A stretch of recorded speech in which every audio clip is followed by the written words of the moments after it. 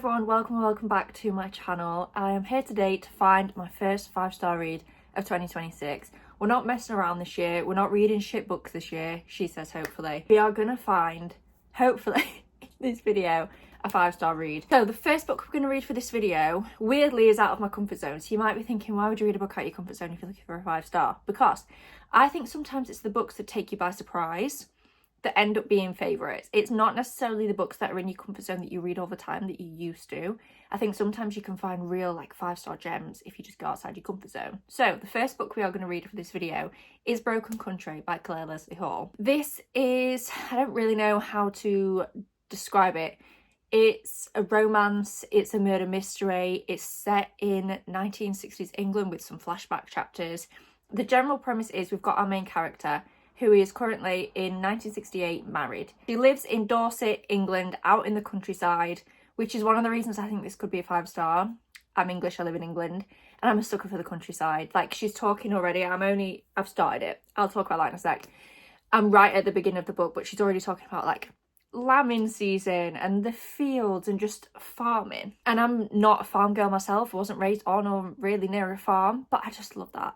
I don't know why. I'm just a bit of a sucker for stories to do with nature and the countryside. So anyway, our main character is married, and we know right from the beginning that there is a man called Gabriel who is her ex, I believe, from when she was younger.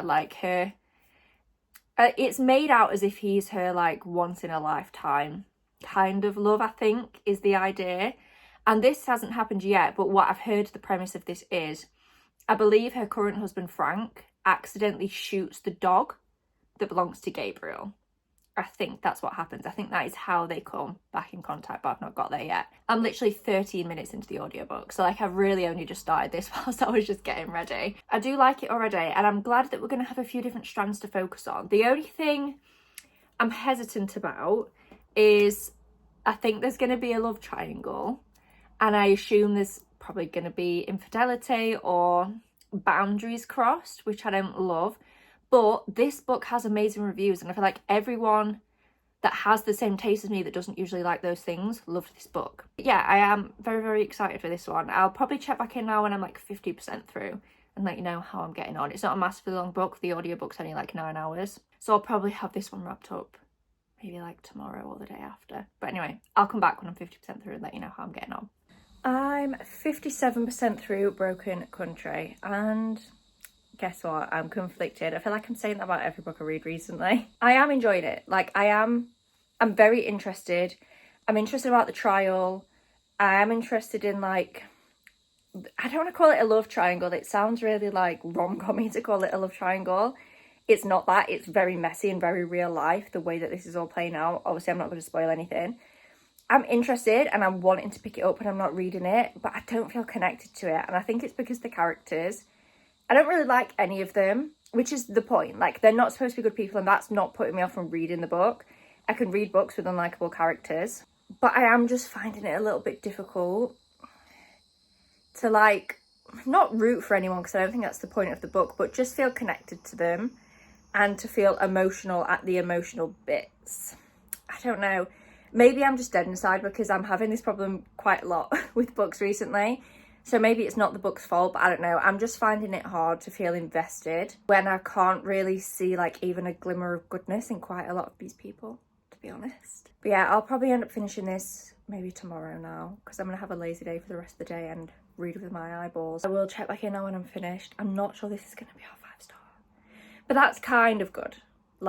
This video would be boring if this was a 5-star. If it is, I'll give it, but it's not currently giving 5-star vibes anymore. Hello everyone, it's a cold Monday morning, so I'm sat here with my dressing gown on, ready to start work in a few minutes. But I finished Broken Country yesterday and I gave it a 4-star. I really, really enjoyed it. It was a great book. I was genuinely intrigued in the plot. There was a lot of kind of reveals that genuinely shocked me that I didn't see coming. And I really liked just how complex the book was and how raw and real it felt, and how even though a lot of the actions that the characters took weren't justifiable, I really liked learning intricacies about them and their lives that made you understand, even if you don't agree with what they did, that just made things click a bit more and made their actions not fully understandable, but just you can see why in their head they did some of the things that they did. And yeah, the book genuinely shocked me. Like, I didn't see anything. Like, at the end, it was like one thing after another, and I didn't see any of it coming. But it wasn't in like a sensationalized kind of way. I hate it in books where authors just put shit in for the sake of it for shock value. I prefer when it feels like, oh my god, that makes sense. Like, you've not just shoved it in to make me be like, like, I like it when I can look back and be like, oh, like that tracks. I just didn't see it before. So yeah, I really enjoyed the book. I love the English countryside vibes, and I keep thinking about it. Like, I've thought about it multiple times since I finished it. Yeah, 4-star, joint highest rating so far of the year, so definitely a good start for this video. The next book that we're going to read for this video, I am already like 35% of the way through, and it is 1,000 Splendid Suns by Khaled Hosseini. This is a historical fiction book following multiple different characters living in Afghanistan over the span of around 30 years. And it's one of those books where you see different POVs and then everything kind of comes together. Obviously, I won't say how, and I also don't know how because I'm like 35% through. But it's heartbreaking. Like, please, please, please look up trigger warnings and just generally consider the subject matter of what you would expect in a book set in Afghanistan around like 1970s to early 2000s. Like, consider what the subject matter is going to be. It is, yeah, just heartbreaking, earth-shattering stuff. Like, it's just one thing after another, but again, not in a sensationalized kind of way. Like, these things were absolutely happening. We start by following our first character, Miriam. I don't know if I'm saying that right in my accent, exactly where the narrator of the audiobook is from, but my accent is different to theirs. Just popping in, I think I pronounced her name wrong in the following clip. I'm really sorry. I think it's Mariam, not Miriam. Mariam. So I apologise. Who is a woman, well, actually not a woman, she's really young when we start following her, and I won't say what happens, but tragedy strikes in her family and she finds herself married quite young to a 40-year-old man. And you don't see kind of every day, there is like a little bit of a time jump, but you see the beginning of their marriage, and then we jump forward to a different character's point of view.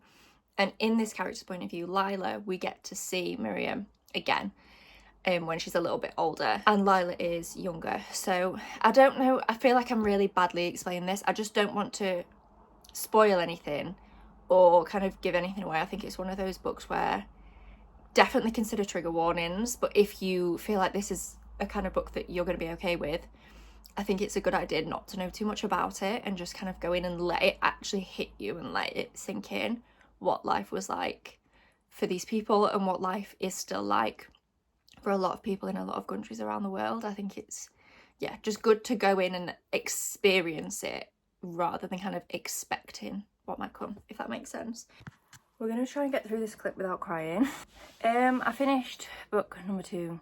Is it book number 2 for this video? 1,000 Splendid Suns. I finished it. However, I finished it a few days ago, and I haven't updated you because as I was listening to it on audio, and as I was sat listening to the final chapter, my phone rang and I was told that my granddad had passed away. So obviously I've not really wanted to be on camera. I've not been at work or anything. Yeah, just a lot going on. I am going to continue the video. But yeah, it might just take me a few days to like update on books. You won't notice anyway because it'll be the same for you. But yeah, I just wanted to preface, like, I'm hoping the mood of the video like won't be off, but yeah, I just wanted to mention that happened whilst I was finishing the second book. So A, I didn't update you. B, it was really hard obviously then to like, I didn't rate the book for a few days. Obviously I wasn't thinking about the book. I've got other things on. But I wanted to do some of my book journal to just take my mind off things. So I needed to decide on a rating so that I could fill in the book journal. And turns out it's really hard to do that when the book is kind of tainted with the memory of finding out that a loved one has passed. Like, I was literally sat listening to it, like it cut off mid-sentence when the phone rang. So I settled on a 4.25. I'm not going to talk about my granddad in this video, by the way. Like, A, because I'll just get upset. B, I don't want to upset other people. Like, if you've had a loss recently, I don't want you to be watching this video thinking, like, I don't want you to be watching this video having to be like, oh my god, is she going to talk about it? I'm not going to. I'm going to keep it like off YouTube and deal with it away from the camera. It might seem odd that I'm continuing this video, but I need to read to keep my mind busy. So I'm going to carry on reading. It's how I cope with difficulties, is just to read and escape this reality. But anyway, I settled on a 4.25. I don't know what I think. The book was good. It was good. But it never gave me that 5-star feeling. Like, even before that occurred, whilst I was reading it, like, it never gave me the 5-star feeling. So even if 4.25 isn't wholly accurate, because my brain is obviously not in this, it wouldn't have been a 5. Anyway, like, it just wasn't giving me 5-star feels. I honestly don't have any constructive thoughts. Like, I can't remember. I remember the book. I remember the characters very vividly. I think the characters were done well, felt fleshed out. I felt like, yeah, it was a good book. Like, I don't, guys, my thoughts on here, on this book right now. On the future books, I think they will be, like, as I grieve, like, I don't know. But yeah, just, obviously all my thoughts on the book are a bit kind of clouded by what happened. But yeah, 4.25. It was a good book. I would recommend it, particularly if you don't know much. A lot of the reviews I read on Goodreads said that it felt quite like underdeveloped. Maybe if you already know quite a lot about Afghanistan during that time, maybe it did. For me, it didn't feel underdeveloped. I learned a lot. I obviously knew briefly about, you know, like arranged marriages and the Taliban and things like that, but I didn't know in detail about that period of history in Afghanistan. And I'd never read really, like, I've not read many accounts or anything of people who lived through that or are still living through those kinds of things wherever it is in the world. So yeah, I found it really enlightening to follow fictional characters, but obviously inspired by real stories through that time. I did find it very educational. But the book just never gave me that 5-star feeling. Maybe it did, like that, like maybe subconsciously it did, and that's why it's not 5-star, but I didn't like think that in my own reflections that it lacked depth. Anyway, that's that book done.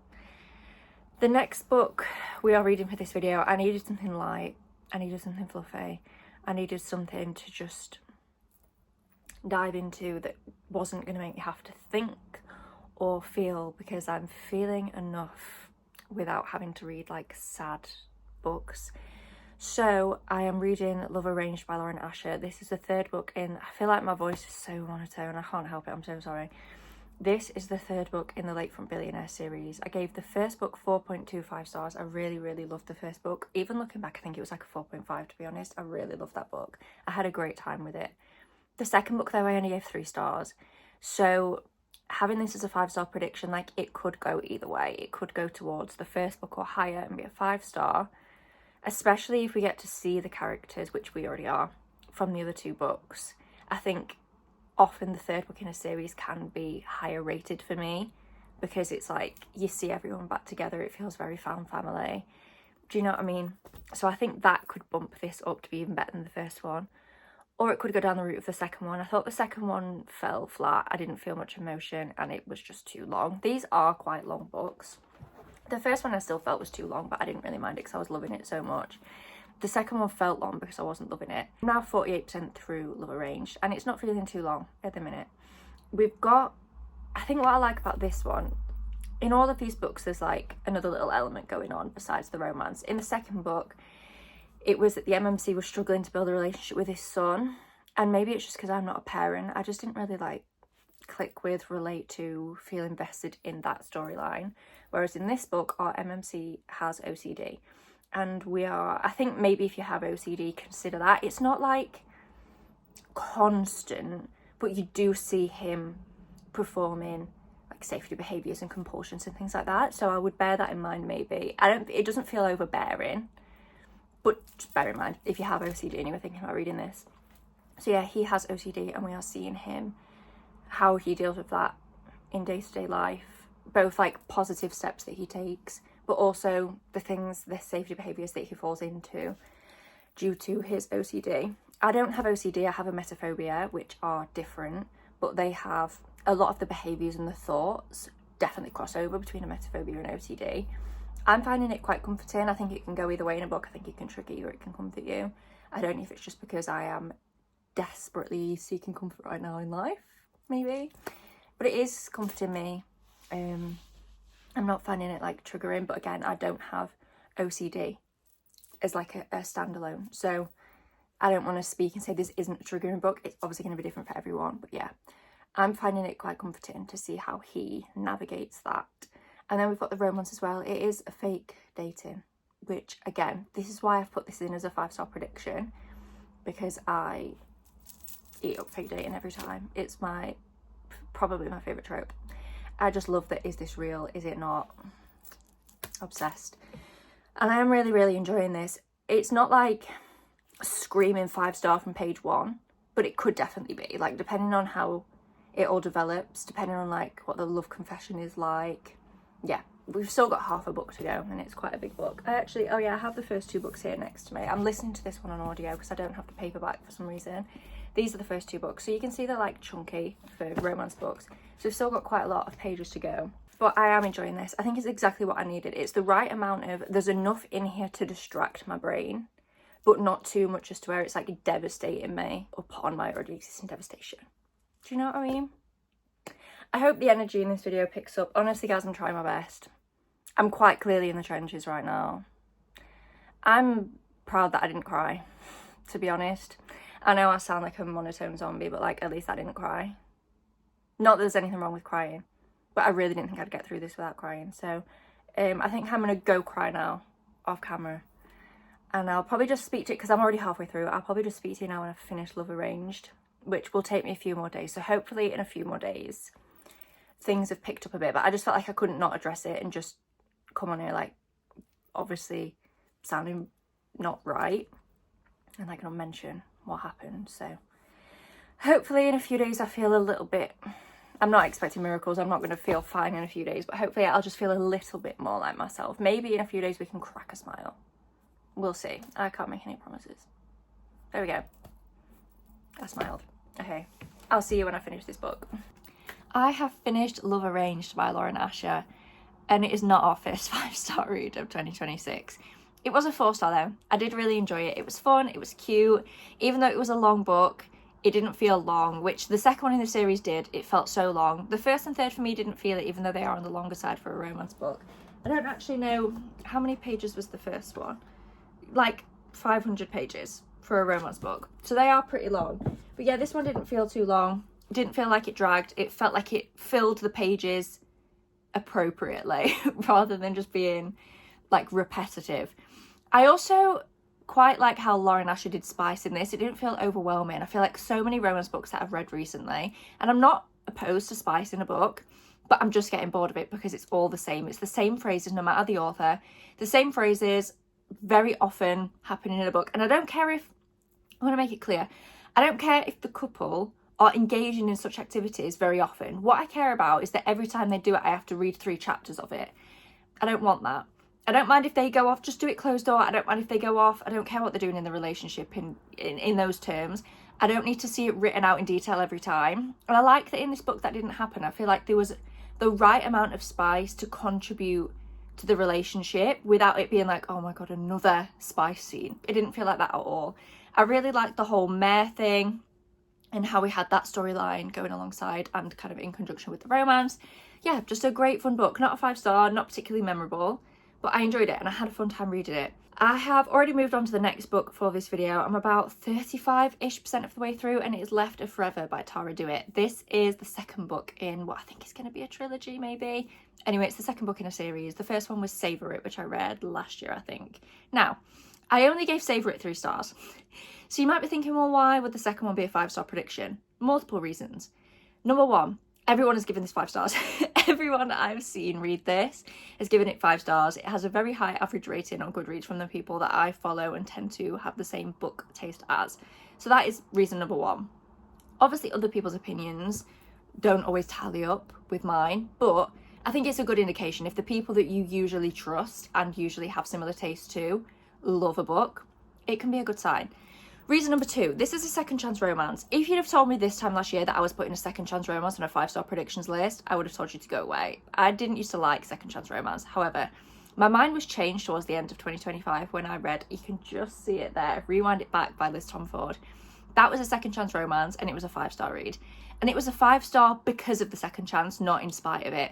The yearning in that book, unbelievable. I adored that book, hence why it was a 5-star.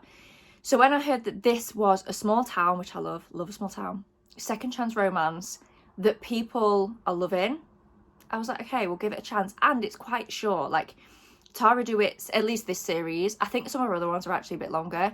Savor It was like really short and snappy. I think this is around like 350-ish pages. So it's like a short, snappy romance book, which I'm in the mood for at the minute. It's what I need to distract the brain. Now that I've started reading it, I think maybe I should have stuck to my guns and not put it in this video. But we are still going to. Like, I'm not going to take books out of this video. If this stopped being a 5-star prediction, I'm still going to give you the review. As I said, I'm about 35% in, and a lot of things about it are annoying me. Unfortunately, I don't think this is going to be a 5-star. I'd be surprised at this point if it was even like a 3.5. Let's get into what's irritating me. So, general premise of this, we've got our two main characters whose names I've obviously forgotten. I forget everyone's names. And they used to be married and they have a kid. So it's quite a deep second chance. It's not like, oh, we met for 10 minutes 16 years ago. This is a deep rooted, which is another reason I thought I'm going to love this, because it's just so much lore and so much feeling between them. However, they got divorced around like between 4 and 5 years ago. And quite near the beginning of this book, they both realised quite suddenly that they still love each other. That happens in real life 100%. However, my confusion is coming in with the fact that they both just suddenly realised it out of nowhere after 4 years of marriage. They both realised like at the same time. But there was no catalyst. There was no event in the book where it was like, I see why they both feel that way now. There was nothing. Just out of nowhere, they were both like, oh, I love my ex. Like, fair, but why? Like, give me a bit of background. Like, why? Where has this come from? Happy to go with it, but I'm going to need to understand the thought process here. And there isn't a thought process, and I don't think these characters have ever had a thought process of anything. If they'd simply had a conversation at any point during or after the end of their marriage, we wouldn't even need this book. We wouldn't be in this situation. They don't know how to communicate. The miscommunication is ridiculous, but it's not... There was miscommunication in Rewind It Back, but it was miscommunication because of feelings and emotions, and it made sense to me. The miscommunication in whatever this book is called, Left to Forever, is just because they are acting like children and refuse to speak. They just don't communicate about anything. And then out of nowhere, it's like, oh my God, we're in love. So the first like 30% of this book, you are just in that nothing happens. You are in their head, and all they are doing is whining and moaning and complaining about a situation that they themselves created by refusing to have a conversation. A single conversation at any point in time. You caused this by refusing to be an adult. And I get it. Divorce is messy. Feelings are messy. There were other things going on in their lives at the time. I 100% understand why they would have separated. What I don't understand is how they got to the point of actual divorce and didn't have a conversation. I don't get how we got here. All I do, it's because they're being children and they're just not talking. So that all wound me up. The whole setup of the book just doesn't make sense. It doesn't make sense how they've got to this point. So yeah, the first 30% of the book is just them whining and complaining and moaning about the situation that they're in, even though they created it. I've just now got to the point. The whole premise of this book is that they are going to go on a road trip. They're going to go and drop their son off at uni, and then they themselves on the way back are going to do a bit of a road trip. We're just now getting to the point where we're organising that. So I'm hoping now that we're getting to that bit, we're actually going to have some conversations, like them being forced, like forced proximity. I'm hoping we'll force them to actually speak. God forbid we actually have a conversation. I'm really hoping the book is now going to pick up and I'm going to like it a bit more. Will it be a 5-star? Probably not, because I've been wound up for the first 35% of the book. But I am hoping it will at least salvage it and that I will like the book and maybe understand why other people gave it 5 stars. But we'll see. I'll pop back in either when I'm halfway through if I've got anything to add, or just when I finish the book if my thoughts kind of stay the same. But yeah, I'll pop back in at some point and let you know how this one goes. But unfortunately, I'm not sure it's going to be our first 5-star of 2026. I've just woken up, so please ignore my hair. It's in a flat, but it's falling out. Anyway, I finished Left to Forever and I gave it a 2.5. Guys, how are we in a 5-star prediction video and I've given a book 2.5 stars? But I did. It was fine. It was fine. It wasn't 3-star fine, because I wasn't having a good time for most of the book and I kept considering DNFing. The ending was very cute. I'll give it that. It actually made me cry at the end. I will give it that. The ending was very, very sweet. I won't obviously like describe it in detail, but obviously you know that it's a romance book. When they told the friends and family like how the trip had gone and things like that, that was very, very sweet. I did really enjoy the ending, but the rest of the book was just a bit of a mess to me. Like, I just don't feel like they actually spoke enough. They didn't seem to really unpack the problems from the marriage. I still don't really understand why they got a divorce. As I said before, I understand why they would have separated and drifted apart during that time. But to actually get to the point of like a legal divorce, I still don't quite know how we got there. And therefore it's hard to believe that the relationship is fixed when I don't think they really unpacked the problems. Like this, they did this thing where every day they would each say 2 bad things or 2 things that they didn't like about the relationship. But they didn't talk about them for very long. Like, they just mentioned them and then they were like, oh, let's not focus on the bad, let's move on. Yeah, like, let's not focus on the bad, but also you literally got a divorce and you're trying to see if you can get back together. Like, you kind of need to focus on the bad to make the relationship better. I don't know. I just didn't love the way they went about it. Like, I don't feel like they just fix anything. I don't feel like their communication is very good still at the point where they're considering getting back together. Like, babes, you need to have more conversations. Maybe if you'd have had a conversation at literally any point during your marriage, we wouldn't have needed this book. But yeah, it was fine. Like, I'm glad that people love it. I didn't, but it was an okay read. The next book that we're going to read for this video wasn't originally in the plan because I don't own this book and my library didn't have it. However, I was scrolling through Libby this morning and I saw that my library now has the first 2 books in the Game Changers series, so Game Changers and Heated Rivalry. They don't have the rest yet, but I figure either they'll get the rest or I can read the first 2 and then if I'm loving this series enough anyway, I can either listen to it on Spotify if it's on there or buy physical copies of the books if I'm like really loving the series and know that I want to read the whole thing. So the next book that we are going to read for this video is Game Changers by Rachel Reed. It's an interconnected series that follow different couples. So Game Changers actually doesn't follow the couple that is kind of the main focus of Heated Rivalry. But I did want to read them in order. I did toy with just reading Heated Rivalry, but then the second Heated Rivalry book I think is number 6 in the series.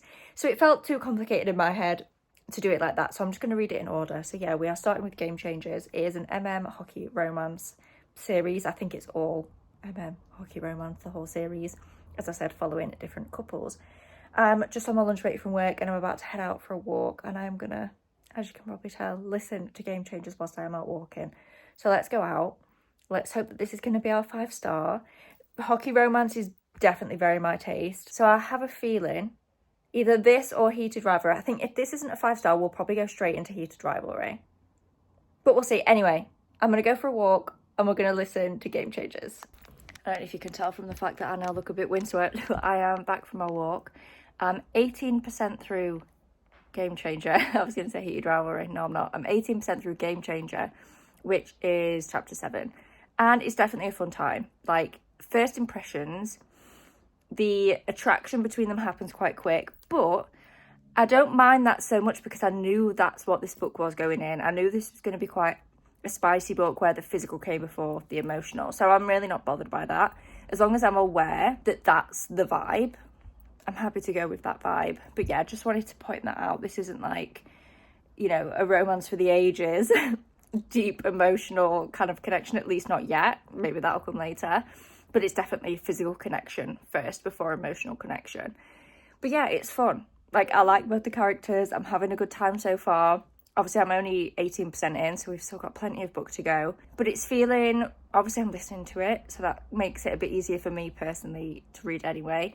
But yeah, it's very, very easy, very digestible, just fun. And I think, again, that's what I need right now. I just need something that's a bit fun, maybe a bit silly, that kind of vibe. So yeah, having a good time. I'll check back in maybe when I'm like halfway through, let you know how things are going. But yeah, so far so good. I'm 49% through Game Changer.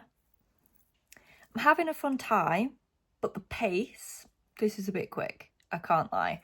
The pace of this is a little bit quick for my liking. I'm not hating the book, I'm having a fun time, but a certain line has just been said at the 49% mark internally, like just in someone's head, and I'm like, oh, okay, Okay. I'm not sure that feels like it was something I was expecting based on the development that we've seen so far. But I'm still having a fun time. It's just like silly, goofy fun time right now. I'm hoping we just get a bit more on-page emotional development. I have finished Game Changer by Rachel Reed and I settled on a 3-star. I feel like for most of the book it was like a 3.5, 3.75. It was just a silly, fun, goofy time. There were definitely some, was it that silly, fun or goofy? Not really. I feel like it wasn't quite silly, fun, goofy, but it also wasn't as deep as I think maybe the author intended it to be. There's a tractor going past. The kind of main topic outside of the romance, but very much linked to the romance, is that Scott, have I even told you their names?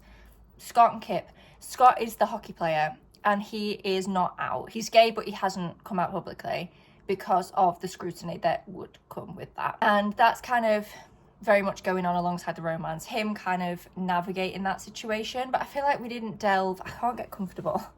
I feel like we didn't delve as deeply into that as maybe we could have done. I don't know. I just feel like the book was quite surface level, but it was fine. Like, it was a good time. It wasn't a 5-star, but I also, even though I put it in this video, I kind of put it in this video so that we could get to Heated Rivalry, which isn't the next book we're going to read in this video. We're going to have a short interval and read another book. I'm going to read Heated Rivalry at some point in this video. I have a couple of other books that I'm like already in the middle of that I just want to finish out first so that we can focus on Heated Rivalry. The next book that we're going to read for this video is Hat Trick by Chelsea Curto. This is the 4th book in the DC Stars series. So far in this series, I've had 2 4-star reads and a 3.75, so no 5 stars. However, I feel like, at least for me, and I think for a lot of other people, whenever we read an interconnected romance series, there's always that one couple that you're waiting for. This book is that couple for me that I have been waiting for since book 1. This is following Lexi and Riley. Lexi is the head athletic trainer for the DC Stars. Riley is a DC Stars player. They are a hockey team. He, right at the beginning of the book, and this is in the synopsis, gets into a car accident that does happen on page, so do bear that in mind. He gets into a car accident and he has to have his leg amputated. I believe it's above the knee. I'm sure it was above the knee, not below the knee. That could be wrong. But he has to have his leg amputated. Obviously, in the short term, that means he can't skate because he needs to go through a lot of physical rehabilitation. He needs to get used to having a prosthetic leg, etc., etc. And because Lexi is the head athletic trainer, she is the one taking him through kind of his physical rehab after the accident. Riley has had a crush on Lexi since the day met her, for years and years and years.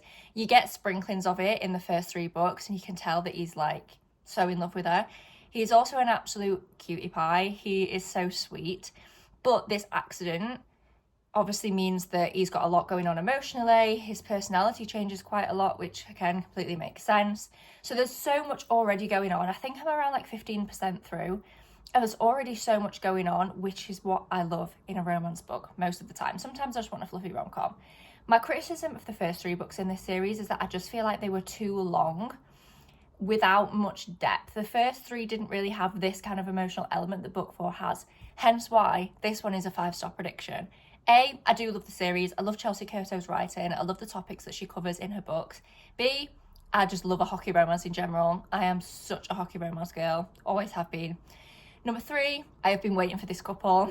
Number 4, boy obsessed is one of my favourite tropes ever, particularly when it's not like a stalkery way. I particularly like it when it's like a really sweet boy who like tries to hide it and he gets really shy and bashful. Love that. He's self-described and other people have described him as like nerdy. Thank you. And I'm sure I had more points, but I forgot them because I've got caught up on the fact that he's like a cute little nerd. But yeah, this is a 5. Oh yeah, and point number 5 is that it has that emotional aspect. The first 3 books like made me tear up, like there were definitely emotional aspects, but I feel like this one is going to be more hard-hitting, and that's just what I've been enjoying in a book recently. I've been enjoying romance books that have that hard-hitting element to them and just something we can get a bit deeper into. I will come back to you when I'm like 50% through, give you a little update on how it's going, but I expect that it's going to go very well. This could be our first 5-star read, guys. It really could. I mean, the point of the video is that I thought all of them could, but like for real this time, I really think it's good. I'm sorry that I keep filming Storm the City and that I look like Hagrid, but I'm now 68% through whatever this book's called, Hat Trick, and this series continues to frustrate me because it could be so good. I could even look past the slightly cringy dialogue. I've mentioned before, I don't know if I've said it in this video, that I find the books in this series to have quite cringy dialogue. Ellen Catherine described it perfectly. She said it's like Instagram inspirational quotes as dialogue, and that's exactly right. But I feel like I could look past that because the characters are great. I love the plots. I love the topics that we cover in these books. What I can't get over is the amount of spice, but it's like quite boring spice. And what gets me, it's not the amount of, I always say this, it's not the amount of times they're doing it. I don't care how people's relationships progress. I don't care if they sleep together many, many times before they have an emotional connection. I don't mind that. But I don't want to read it in detail every time. It's boring. And what Chelsea Curto does, it's not even one chapter. It's like 3 chapters in a row of spice over and over and over again. It's not like you get that once. No. It's over and over and over. You have to read 3 straight chapters of spice. And I just don't want to do it. I want to read about the actual plot and the relationship development. If they want to be having that much spice, go for it. But just mention it in brief. I don't need to read 3 full back-to-back chapters of it every time they want to get it on. Needless to say, I don't think this is unless it really pulls out a miracle. It's like a 4-star, like I'm enjoying it, but unless it pulls out an absolute miracle at the end, I don't think it's going to end up being a 5-star, unfortunately. The hunt continues, I fear. I'm just sat editing this video and realised I either lost the clip for Hat Trick or just never made one in the first place. It was fine.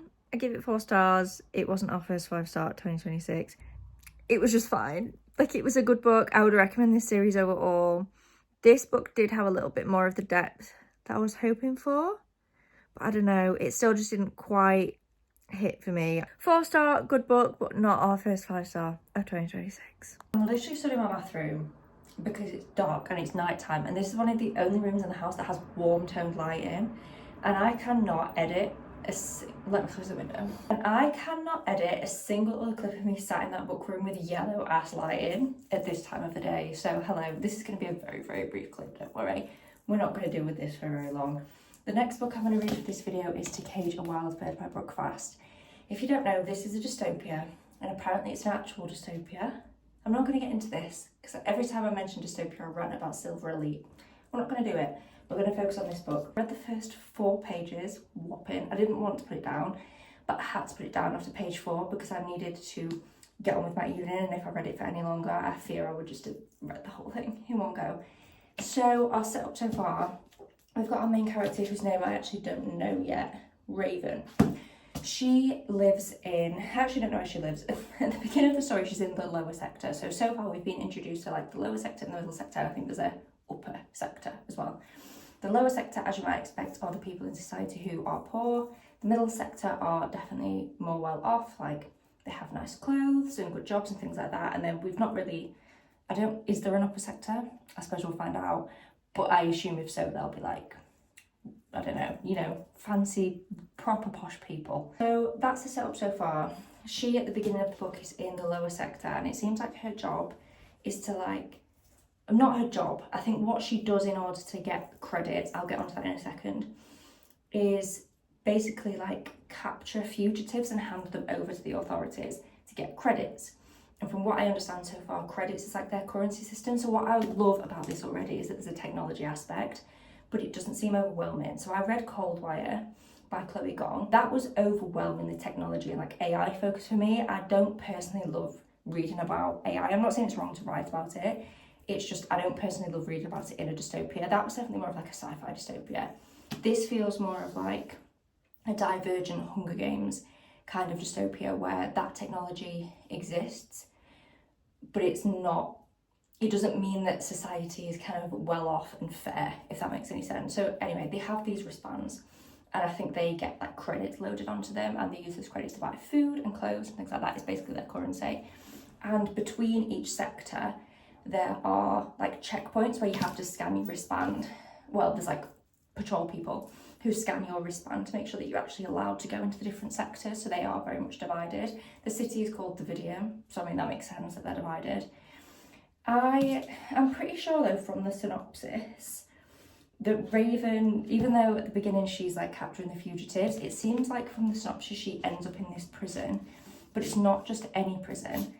From what I understand, again from the synopsis and what I've read so far, in this particular prison that I think she's going to end up in, they basically get hunted for sport. It almost feels like, I don't want to compare this to other dystopian books because it's its own thing. It definitely doesn't feel like Divergent or Hunger Games. It definitely feels like its own thing so far in the whopping 4 pages that I've read.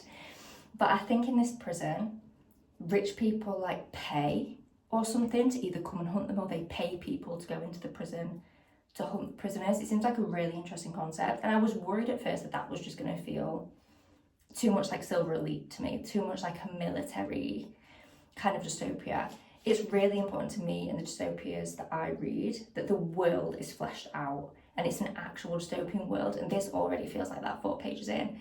I'm really glad that even if she's going to end up in this prison, we've started outside of it and we're establishing the world first. So yeah, very much enjoying the 4 pages of this that I've read. I'm going to get ready for bed now, hence why I've got like my hair scraped back and no glasses on. I'm going to wash my face, get cozy, get ready for bed, and then I'm going to sit and watch Lil Simsy, Kayla's Animal Crossing stream and read some of this book. I'm so excited. Just wanted to come in looking obviously stunning. That was sarcasm, by the way.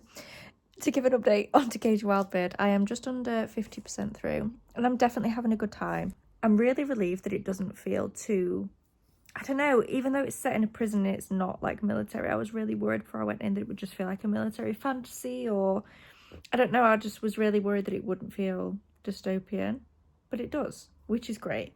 Don't get me wrong, it's not absolutely blown me away.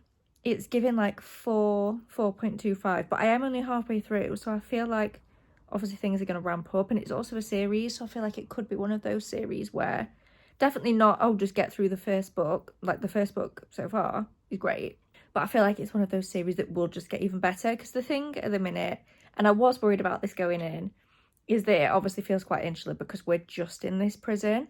We're not learning massive amounts about the rest of this dystopian world, but I do think that will change as the book and as the series goes on. Kind of like with Divergent, I suppose, where obviously we learned a lot about like the faction that Tris was in, the faction that she chose, and then we learned more as the series went on about the other factions in the world as a whole. Kind of the same thing with the Hunger Games, where we learned a lot about District 12 and then we were just in the games for a lot of book 1. And then as the series developed, we learned more about the world and the rebellion. And I feel like this could follow a similar path. So whilst this one isn't screaming 5 stars at this point in the book, I feel like as the book goes on, like there's nothing I don't like about it. It's just, I'm excited for it to develop and to learn more. Please excuse the background, the fact that you can see my washing. At least it's clean washing. We have to take the wins where we can get them. I slept on the bathroom floor last night and I don't have it in me to pick that thing up and move it. Anyway, I have finished To Cage a Wild Bird by Brooke Fast, and it wasn't quite a 5 star. I'm so gutted. It was a 4.5, and I was thinking like, but could it just be a 5? Like, do you know what I mean? Like, am I just being harsh? Is it a 5 star? So I sat on it for a couple of days. I finished it a couple of days ago now, and it's just not a 5 star. Like, I just can't convince myself that it is for the sake of this video. It just isn't a 5 star. It was very good though. Like, we are so back.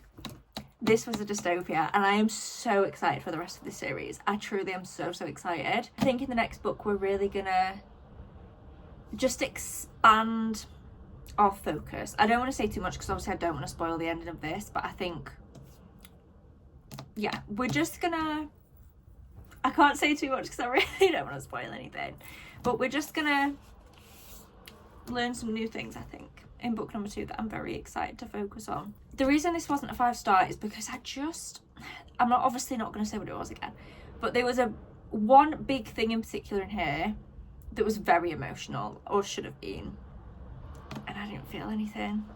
I just think there's an ever so slight disconnect for me to the characters, and I don't know exactly what it is. My hypothesis is that at the beginning of this book, I feel like I'm not just talking about the romantic relationship here at all.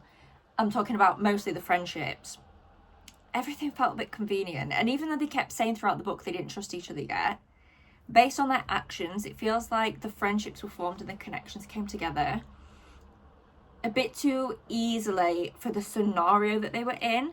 It didn't take as long as I thought to kind of build up those alliances and those friendships, and therefore it didn't feel quite as real to me. I didn't feel like those friendships really held any emotion. Everything just felt a little bit convenient. Same thing with a few of the plot points. I genuinely did like the way that this went, but even I can admit, as someone that doesn't like conflict, even I can admit that a few too many scenes in here were too easy, and things happened because they just needed to happen a bit too conveniently. I feel like I'm not being articulate. I'm on 5 hours of sleep, and as I said, I slept on the bathroom floor because I felt so ill. Please bear with me. My brain is not working today. I'm also on my lunch break from work, and I'm just still sat at my desk because I can't actually just bring it in me to move. TLDR, 4.5, incredible book. Chomping at the bars of my enclosure. Gnawing at the bars of my enclosure. I don't know what the saying is. I'm very excited for book 2. I have no idea when it's coming out. It's not even on Goodreads yet. Like, not even without a cover. It's not even listed as existing, which is a stressful time for me. But I am so excited for book 2. This was fantastic. Great plot, great world, great characters. Just lacked a little bit of depth for me, and just overall felt at times a little bit too convenient. I didn't want there to be too much more conflict. I want the characters to, you know, succeed in the little kind of quests that they were doing around the prison. But just every now and again. I'm not saying, like, I don't want to make it seem like I'm giving the plot away. I'm not. Some of the big things didn't go to plan. Like, there were things in here that went wrong. I'm talking more about the little details of, oh, we need this thing, and oh, there it is. It just turns up. Do you know what I mean? It's not like the big things that were convenient, but there was quite a lot of little things in here that it was like, would that actually go that way or happen that easily just because we need it to? But overall, 4.5, best book so far of the year. So we're going in the right direction. Loved this. No idea what we're going to read next, but I will see you, for you in a second, for me in a couple of days when I've decided what we're going to read next for this video. Editing me again, don't know where half my clips have gone. The next book that we're going to read is The Starless Sea by Erin Morgenstern. I get into in the next clip who we're following and stuff, but just to give a very short summary. This book follows Zach, who is a university student, and when he was a kid, you learn this right at the beginning of the book, in an alley, he stumbled upon this painted door that was painted on a wall, and he was really intrigued by it, but then he just kind of like went on with his life. Like, nothing happened with this painted door. He saw it, thought it was interesting, spent a bit of time looking at it, went on with his life. This book then picks up when he's at university, and things link back to the door, basically. The reason I picked this book to go in this video was because this is by Erin Morgenstern, as I said. So is The Night Circus. The Night Circus is like a 5-star, 6-star god tier book for me. I think I gave it a 4.5 at the time that I read it a couple of years ago. I have not stopped thinking about that book since I read it a couple of years ago. It's definitely at least a 5-star. It's like a god tier book. It's one that I always come back to, one that I always compare other books to, one that I always think about. So this is definitely different in plot and kind of vibe than The Night Circus, but by the same author. The same concept in that, similar to The Starless Sea, The Night Circus isn't supposed to be an action-packed go, go, go kind of fantasy. It's very much a vibes kind of fantasy, which I loved. So that's why I put this book in this video. I will go on to the next clip to give you an update when I was around like 34% through, I think. I'm now 34% through Starless Sea, which I'm reading on my Kindle, and I'm struggling a little bit. Struggling's the wrong word. It's easy to read. Like, I found The Night Circus more complex than this to read. The language in here is quite simple for the most part. There's a few, like, more bits of complex language, but for the most part, it's quite simply written. In a nice way, like, I do like how it's written. I'm struggling with the plot, because I think this book is trying to have a plot, and it's not really working. What I loved about The Night Circus was that it just didn't really have... It had kind of a plot, but like the plot wasn't the point. The whimsy was the point. And I was more than happy with that. The thing that's bothering me about this is that it's trying, it feels like, to have a compelling plot, and I'm not compelled. The chapters where... So we've got like 2 different types of chapters in this book. We've got chapters where we are following the story in real time of old like fables, which I assume are real. So think like, I don't know, Cinderella's a bad example because that's now like its own film and thing, but imagine like a bedtime story that a parent or a caregiver would tell you as a child. We are seeing those bedtime stories play out in real time in some of the chapters. Therefore, finding out they're not just bedtime tales that were told to children, they are in fact real. But over time, people have forgotten about the fact that they're real, and they now are seen to be like, yeah, just old fables that are told to children.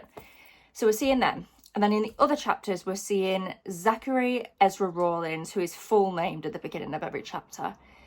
And the stories coincide. So things that are mentioned in the chapters where we're seeing the old stories, Zach or Zachary will then see like objects or people, something from those stories. So they do coincide. That's quite interesting. However, I'm finding Zachary's chapters quite boring at this point.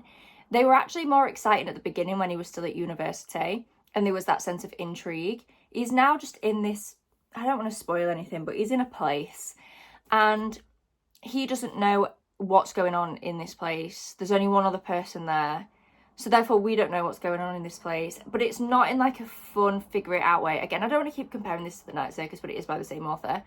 In The Night Circus, where we didn't know what was going on, it felt intriguing and whimsical. This to me doesn't feel like that. I'm just a bit bored. Like, what's going on? Can we please, like, if you're going to try and set up this plot and this world, like, we need a bit of something. Either don't have much of a plot and just let's get to the magical place and explore and just exist there, that's fine. But if you're going to try and have a plot 35% in, we should be moving more than we are right now. So I am struggling a little bit with wanting to pick this up, to be honest. I'm not like, it's not like slumping me fully. It's not like I absolutely don't want to read this. There is some part of me that is intrigued. And as I said, I'm really enjoying the chapters where we are learning about the old tales. I'm just not enjoying the present chapters of Zachary's adventure because he's not really adventuring very far. He's just not really doing very much. We have just been introduced to a character that we've been like waiting to see though. So I'm hoping she's going to be a bit of a catalyst and get things moving a bit more. I want to get to the destination. I want him to discover what he wants to discover. And then if we just sit there and vibe, that's fine. But let's get moving now. Like, I'm just a bit bored. I can't lie. Is it giving 5-star vibes? No. But is it completely irredeemable? No. Like, if the rest of the book goes how I want it to, this could still be a 5-star because it is beautifully written. It's just a bit repetitive at this point. Like, as well, the place that he's in, every other line, it's like, oh, there's books everywhere, there's books there and there. Yeah, we get it. That's lovely. At the beginning of the book, that was gorgeous to read about this place that is just brimming with books and the stories like printed on the floor tiles and everything. Love that. Gorgeous. But we don't need to, that's the only description we are getting of this place over and over and over again. I walked down a hallway and there was loads of books. Yeah, cool. And what? And what? Like, it's just a bit repetitive. Anyway, that's how I'm getting on. It's not completely redeemable. It's not a complete write-off for a 5-star because I haven't felt like this the whole time I've been reading, by the way. I'd say for like the first 30% I was really enjoying it. It's only been like the last 5% or so that I'm getting a bit like, okay, come on now. So if we start moving, it could still be a 5-star read. But if it carries on how it is now, I fear it won't be. I'm now nearly 70% through The Starless Sea. And I should have just DNF'd it at 35%. I actually can't believe I'm saying this. Like, I really can't believe that I am not loving this book after I literally gave The Night Circus 5 stars. And I've really been loving, like, slower, not so much action-packed fantasies recently. But my gosh, this one is on another level because there's nothing redeeming about it. We're not in this beautiful, magical place just vibing, like in The Night Circus where we spend time at the magical circus. We're not doing that. We're not in The Starless Sea 70% through this book. I'm not going to spoil anything, but honestly, there's nothing to spoil because nothing happens. We've been in the same place for like almost the whole book at this point, and it's like a rundown harbour. Like, we're not in like a magical, beautiful place.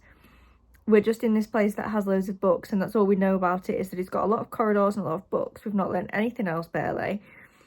And I'm just at a loss as to why we've built up this thing, this Starless Sea. We're not there. Even if we go there now, which I don't think that we are, we're not spending enough time there. I really thought the book would be set in the Starless Sea and we might just vibe there. No. I think the problem with this book is that it's trying to have a plot and it's not working. I think I said that at 35% and I still feel the same 70% in. The book is trying to do something that it's just not doing. So, like, just don't try. If you just want to be like a slow, vibey fantasy, just be that then. Be that then. Don't do like a half-baked, boring plot. Anyway, I just wanted to do a quick check-in to let you know that I'm still feeling the same as I did at 35% through this book. I'll pop back in now when I finish. I do plan to finish. I'm listening to the audiobook for the most part now. I have been swapping between audio and Kindle, but I just need to get this book done. It's not going to be the first 5-star of 2026, let me tell you that for free. Last night I finished The Starless Sea by Erin Morgenstern and I gave it a 2-star. I should have just DNF'd. Basically everything I said before stands. I found the ending very, very unsatisfying. I didn't find this to be a book where you could get clues and follow different threads and make guesses and hypotheses about what might happen and then have a satisfying reveal. It was just, I don't want to say it was a bit of a mess. I think it was written this way on purpose. I just don't think it was necessarily all that successful. My opinion on this isn't particularly unpopular looking at the other reviews on Goodreads as well. I don't have anything particularly articulate to say. I just didn't like this at all. I found it so metaphorical and so all over the place that it just wasn't an enjoyable reading experience for me. I feel like so many things we got introduced to at the beginning that I thought were going to be so interesting, like the pirate and the girl and like all the little things that I thought we were going to keep coming back to. We did, but like not in a satisfying way. Again, not in a way where you could really follow it. Like, I don't know how to explain what I mean without spoiling anything, but essentially I found the ending very unsatisfying. I found the way everything came together very unsatisfying. The supposed romance that quite a lot of the ending hinges on was very insta-love to me. I just didn't have a great time with this. I found it very repetitive. I found Zachary's chapters really boring. I much preferred the other chapters, like the interlude chapters of the stories from the past. Much preferred those. Did not have a great time. Was not our first 5-star of the year. It was a 2-star, which is like the joint lowest rating. We move on. Oh look, it's edited me for the 3rd time in this video. I have a clip saying that I finished Heated Rivalry, which I'll play in a minute. But no clip saying I was gonna read it, no halfway check-in. I don't think I ever filmed them because I read this book very, very quickly. I pretty much read it in a couple of sittings. I listened to it on audio for the most part. So I don't have any clips of me reading this, which is quite annoying. Just to introduce before we just have a random clip saying that I finished a book that I never even spoke about. Heated Rivalry, as I'm sure most people know, is the 2nd book in the Game Changer series, as I said earlier on in this video. This is the first book where we follow Shane and Ilya. So if you've been seeing clips online of the Heated Rivalry TV series, this is the couple that TV series is based on, and this is actually the book that forms most of that series. We do get scenes from Game Changer and we meet characters from other books, but for the most part, season 1 of Heated Rivalry is based on the book Heated Rivalry, as you might expect. The general concept, if you don't know, is Shane and Ilya are both hockey players and they are rivals. It's been set up in the media ever since their rookie season that they are like the ultimate rivals, that they hate each other. They play for different teams. They also play for different countries because Shane is from Canada and Ilya is from Russia. So when it comes to like the Olympics or just generally representing their country, they also play for different countries. So they are very much rivals in every sense of the word. However, they cannot. Let's go on to the clip. I'll stop talking. Let's hear what I actually thought about it when I finished. I have just finished Heated Rivalry. It's not a 5-star, but I did love it. I get why people love it. And I know I said this about Heated Rivalry after I read Game Changer. Knowing now that I've obviously read Heated Rivalry, how it ends, I'm not going to say. I think The Long Game could do it. And I'm really toying with the idea. I really don't know what to do. I don't know whether to skip forward and read The Long Game and then go back and read books 3, 4 and 5, or whether I should be patient and whether it'll feel better to have the build-up of reading books 3, 4 and 5 and then reading The Long Game. I don't know. But I did really enjoy this. I think I'm going to settle on a 4-star. I think it's a 4. Like 4, 4.25, either way, not a 5-star. But yeah, we will see. I have no idea, obviously, how the rest of this video is going to go. Don't know what we're reading next for this video. So we will see.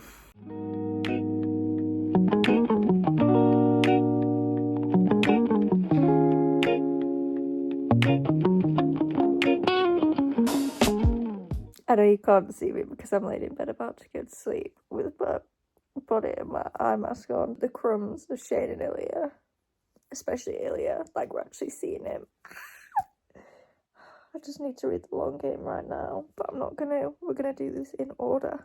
Never did a check-in halfway through. My thoughts stayed the same pretty much all the way through this.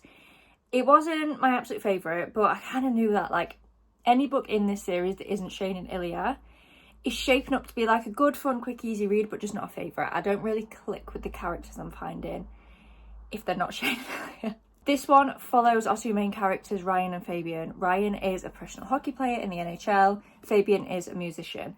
They've actually known each other since they were teenagers, so they actually lived together at one point, not in like a weird way. I don't understand how it works because I've got nothing to do with hockey, but apparently it's quite normal for like hockey players as teenagers to go and stay with a family. I don't really know, but that's what they did, and they lived together and they got on quite well when they were teenagers and then lost touch. They then re-find each other as adults when Ryan goes into Fabian's place of work, and they reconnect first as friends and then it becomes more, as you might expect from a romance book. This was fine. It was fine. It was good, it was quick, it was easy to read. It just isn't packing the same punch for me as Heated Rivalry did. So we finished this one. We're getting close to being up to date. And immediately I have gone into the next one. I'm essentially just getting through these books so that I can get to the long game. I'm not rushing them on purpose. I'm just so eager to get to the long game that I'm ended up reading these really quickly. This one I have only just started, so I'm not very far in. What are their names? Obviously I don't know. Eric and Kyle. Eric is a hockey player and he's older. I think is he like 41? Late 30s, early 40s. Kyle is quite a bit younger. He is currently studying for his master's degree and he works in a bar alongside that as well. And they don't really know each other and they've got quite a big age difference. It's an age gap romance. But there's a little bit of like, not miscommunication, but misunderstanding, because Eric has been married and he is now divorced, but he hasn't taken his wedding ring off yet, even though he has been divorced for quite a while. He's been separated from his wife for ages at the beginning of the book. Well, ages enough for like it to be reasonable, I think, for him to be dating and things. But anyway, Kyle sees him with his wedding ring still on and therefore thinks he's married and therefore thinks he's like a piece of shit for going to like bars and flirting and things like that. But it's just a misunderstanding. I'm hoping it gets cleared up soon because I don't love like miscommunication and misunderstanding. It's fun as like a little catalyst, but I hope we kind of move on to something else soon. But I am enjoying this. We had very brief cameos from Ilya and Shane in Tough Guy, and I know that's not what these books are about, but also that's just what I want to see. We've already had quite a bit of Ilya in here, so that's nice, enjoying that. And I feel like this is gonna set up for the long game. Like I was just gonna skip straight to the long game, but I'm glad now reading these two that I didn't, even if they're not absolute groundbreaking favourite romances ever. You are seeing crumbs, and I think in here the crumbs are getting a bit bigger, that are going to build up for what I think will happen in the long game. So yeah, having a good time. Ilya's in the chapter that I'm reading right now, so I'm going to get back to reading it and we'll see how this one goes. Maybe I'll like this one a little bit more. I'm currently on chapter 15 of Common Goal, which is that far through, so I've got this much of the book left, and it's fine. Like it's just fine. The problem is I don't like Kyle very much as a person. He reminds me so much of Kip, and I'm not a big Kip fan. I'm a Scott fan, a Shane fan, and an Ilya fan, but I'm not a big Kip fan, to be honest. I just didn't really like him. I found him quite like whiny and man-child vibes. Kyle's not exactly the same as Kip, but I feel a similar way towards him. I don't know, he's just not the vibe. Just not the vibe. I love Eric though. Love Eric. Really wish his romance was with someone else, because I feel like he deserves better than Kyle. I can't lie. What's also annoying me about this book, I could look past the fact that I don't love Kyle. Like I still gave Game Changers, which is the book that Kip is a character in, 3 stars. It didn't massively hinder my experience of reading the book. However, for the first like 50% of this book, Kyle keeps mentioning over and over and over again in detail how obsessed he is with Kip. So Kyle and Kip are friends. I think they work together, and Kyle has had a crush on Kip for a while. Kip at this point is obviously now engaged in a long-term committed relationship, And I get like feelings don't go away overnight, but I just think that's a bit of an annoying setup for a book, to have one of the leads be obsessed with someone else for like the first 50%. It's not giving romance to me. It's not giving like what Eric deserves. It's giving, maybe you just shouldn't be seeing people if you're obsessed with someone else. I don't know. I'm just not loving this, guys. It's giving like 2.5 star vibes. Just kind of want to get through this one now. I have finished Common Goal by Rachel Reed, and I gave it a 3 star, like a low 3 star. So we're not going to talk about it too much in this video. As I said, these weren't particularly 5-star predictions anyway, but we'll do a brief summary and then we'll move on. This was okay. I've already kind of forgotten it, and I only finished it yesterday. Let me remind myself of the names. Oh, Eric and Kyle. I think I mentioned before that I wasn't really liking Kyle. That maintained, and it's maintained into the next book as well, let me tell you that. I just didn't like Kyle, and therefore didn't really like the relationship. I loved Eric, loved the idea of an age gap. I just didn't really like Kyle, and I can't exactly pinpoint why. I just didn't vibe with him, so therefore just didn't vibe with the book. But it was okay, like it wasn't a bad book. But was I kind of waiting for it to be done, like counting down the pages? A little bit. So that is that one done. I have started the next book, which this was like a 3-star prediction. Okay, I thought this was just going to be another 3-star, and maybe it will be, because I am 150 pages in, so we've still got pages to go. But why am I high-key obsessed with this? Why am I kind of obsessed with it? I think it's because, similar to Heated Rivalry, it's just got a bit more to it. It's got a bit of tension. Basically, the setup for this one is we've got Troy and we've got Harris. Harris is the social media manager of Ottawa's team, I forgot the name, which Ilya is the captain of. So we're seeing a lot of Ilya in this book. That's already a big thumbs up. However, Troy has been traded from Toronto to Ottawa because he got up in Dallas Kent's face. Dallas Kent is a character that we've met in the previous books. He's an absolute piece of shit. Basically, Troy got up in Dallas's face, got traded because the league backed Dallas, even though the allegations against him are horrific. And we start this book when Troy has just been traded to Ottawa. So he's playing on the same team as Ilya, and Harris is the social media manager of that team. Troy doesn't have the best reputation either in the NHL. He's got a good reputation with like fans for being a great player, but in the league itself, doesn't have many friends. In the past, he has been known to make like homophobic comments, or at the very least not admonish his friends for making homophobic comments. He's very much been a bystander in a lot of the homophobia that has been going on in the NHL within this book. The reason I think this might not be a 5-star is because of that. I just don't know I could ever rate the book 5 stars when that's the kind of character we're starting with. Don't get me wrong, he's very aware of the part that he's played, and he at no point defends his own actions. But I don't know. We'll have to see how the book goes. But it's giving like 4.5. Like, I'm obsessed with this. It's just got, as I say, it's just got more to it. I feel like the other books in this series have just been a bit meh. They've just lacked something. They've just been a bit too, not boring. I've not been bored, but they've just been like, fine. This has got something to it. We've got something to really get stuck into. We've got the storyline with Dallas. We've got the romance. We've got Troy as well, who, I don't want to spoil too much, but Troy is aware of his own sexuality, but he isn't necessarily, I'd say he's aware but not comfortable, is probably a brief summary of where we start at the beginning of this book. So that's like a little bit different too. We have seen that a couple of times with some of the characters, but I think we're seeing it in a different way in Troy because of the upbringing he's had. He's not got a great dad. His dad is like also an awful homophobe, misogynist freak. So I think it's really interesting to see someone who has come from that background navigate their sexuality. So I am very much enjoying this book. Like, I cannot put it down. I just want to be reading it all the time. I am that much of the way in, so like just under halfway through, and I don't want it to end. Like, that's when you know I'm enjoying a book, where I'm not counting the pages being like, oh god, how long's left. I don't want it to end. The only reason I want it to end is so I can read The Long Game, but otherwise I am really enjoying this book. I'm having a great time. Since I'm already halfway through, I'll probably just check back in now when I finish with this one. We will see. Maybe this will be our first 5-star read. I have no idea. But yeah, we will see. If not, we'll be going on to The Long Game after this. Apologies for the impromptu angle and the fact that I'm sat here in a coat and a scarf, but I have literally just this second finished. Let me grab it. Role model. The only reason I'm not crying right now is because I've currently got fake tan developing on my face and I don't want it to end up being streaky. Or else I could have sobbed at the end of this book. Like, I think I'm going to give it... I'm stuck between a 4.25 and a 4.5. So it still wasn't the 5-star, but this was so good. Like, I feel like this is leaps and bounds better than the first 4 books. Like, the first 4 to me were quite similar. They did get progressively a bit better.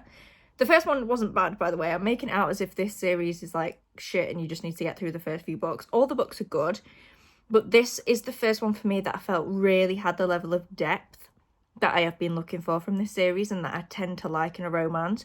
Don't get me wrong, it's not the most like deep, devastating romance I've ever read, but for like a rom-com, hockey romance kind of vibe, this is the level of depth that I have been wanting, which I feel like the first few books didn't quite have. Heated Rivalry kind of sits apart. I feel like that had some depth, but still not as much as I was looking for. I think this was a better book than Heated Rivalry. Do I still prefer the couple in Heated Rivalry? Yeah. Shane and Ilya are still going to be my favourites. But in terms of an actual well-rounded romance, I thought this was better written, as I said, just because it had that depth to it. But still not quite the first 5-star. However, I am going to start the long game in a bit, and I'm really hoping this is going to be it. Like, I'm really, really hoping. I'm not just going to give it for the sake of it, nor have I been withholding 5 stars from any of these books for the sake of it. But I'm really, really hoping that this is going to be the one. And I really think it could be. She says, when she hasn't even started reading it. Okay, anyway. I'll come back to you when I've started the long game.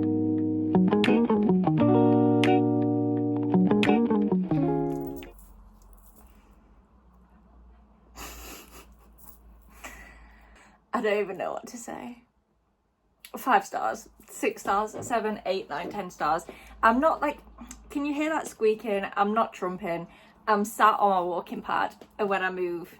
Okay, classic. Now that I'm trying to make it make a noise, it's not doing it. I promise it makes a noise when I move it anyway. 5 stars. Obviously, 5, 6, infinity and beyond stars for this book. I finished this days ago. And I haven't filmed this clip because I was so giddy about this book that I couldn't speak about it. Well, the problem is that it's been a few days and I'm still so giddy about this book that I can't speak about it. I have nothing productive to say, nothing intelligent to say, nothing intellectual, nothing, just nothing. Other than I love this with every piece of my heart and soul. No pressure to the production team and the directors and the writers, but I need season 2 yesterday, please.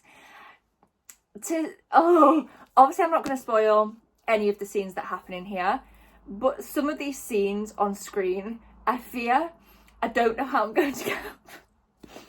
This was everything I wanted in this book. When I said I wanted a follow-up story to Heated Rivalry that had a bit more depth, this is everything I could have wished for and more. I will defend both Shane and Ilya in this book. Guys, I actually can't. I have nothing to say, just read this series. And if you're reading this series thinking like, this is fine, but like, keep reading till you get to this, please. And I also really need, what's it called? Unrivaled? Whatever the book's called that's coming out in September that is Shane and Ilya's 3rd book. I need that in season 2 yesterday. What a start to the 5 stories for the year, because this is like God tier. This isn't just a 5-star that's like, yeah, loved it, we'll think about it for a while, like, great book, no notes, adored it. This is like ingrained in my brain. This is like scroll through TikTok, watch every fan edit. My whole watch later playlist on YouTube is just interviews and behind the scenes and compilations from season 1 after reading this, because I just can't, like, I'm gonna end the video now because I'm just gonna sit here and yabber on about how much I love this with no intelligent sign of life. So I'm just gonna end the video. Thank you so much for watching. We found our first 5-star of 2026, and what a 5-star it was. Thank you for coming on this journey. I know this video was a bit kind of all over the place. Like, we read quite a lot of books in this video. The order of them was a bit weird, but that is just how I read. I kind of flip-flop between genres and types of books all the time. So this is representative of how I actually read. But yeah, thank you so much for watching this video. Please give it a thumbs up down below if you enjoyed. Subscribe if you haven't already, and I'll see you in my next one. Bye.